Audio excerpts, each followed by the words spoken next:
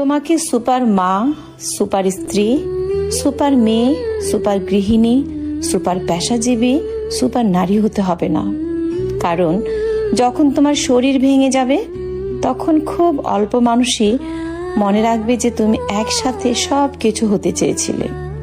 তাই ঘরটাকে পরে গুছিয়ে নাও, হাঁটতে বের হও, পার্কে যাও, জিম শুরু করো, নিজের জন্য আইসক্রিম কিনে খাও, বিউটি সেলুনে যাও, যেসব পোশাক তোমাকে ভালো লাগে বা তোমার ভালো লাগে তা পরো।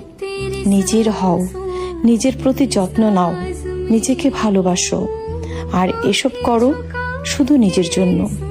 ছেলে মেয়ে বড় হবে, স্বামী অনেক সময় আগে চলে যাবে, চাকরিতে দ্রুত বদলি হয়ে যাবে, ঘর আবার নোংরা হবে, কিন্তু তুমি হয়তো দ্বিতীয়বার আর সুযোগ পাবে না।